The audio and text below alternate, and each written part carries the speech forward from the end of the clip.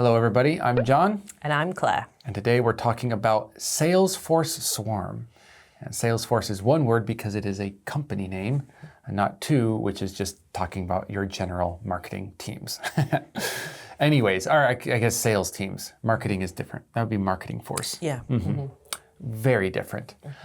Basically, I don't want to get into too much detail because the article will for us, but this company has been getting into some trouble because they basically just grew out of proportion, and now they are maybe facing some of the consequences from that unfettered growth. Does Pagoda, our company, use CRM, which is Customer Relationship Management Software? I would assume so, yes. Yeah. We have customers and the company has a relationship with those customers and that relationship needs to be managed. Yeah, via software. Via software. So yeah, I assume so too, but I didn't see any evidence, but we're also not in that. It's not really my area, yes. I don't even know how you research that. We do the content production, they sell it. Yeah. I leave that to the professionals. Maybe customers know more than we do. You're the customer. Have you been in touch with Pagoda's CRM?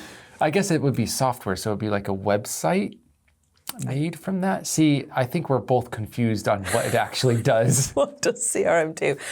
So maybe you can answer this question. Does your company use special CRM software, and can you explain what it actually does? Have the conditions at our workplace ever changed dramatically or suddenly? Yes, but I think it might be in a way that you guys can all relate to with the outbreak of the coronavirus, end of 2019, beginning of 2020, with the sudden lockdowns, and we had to start working. We were doing Zoom classes, which we hadn't much time to prepare for.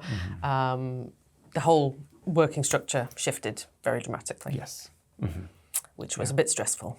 The whole dynamic was changed, and it wasn't just the dynamic of us to students, but even us with other teachers and us with the management and everyone who we used to have a closer relationship with are now distant, and it just really dramatically changed everything. But outside of coronavirus, I don't think there has been any major changes that I've seen, only minor ones here and there. Yeah. And, slowly it does feel like we're shifting back to the previous company culture. Now we're masks off again. We're having company gatherings, I feel like I am actually getting back in touch with my co-teachers and the company culture is shifting back a bit.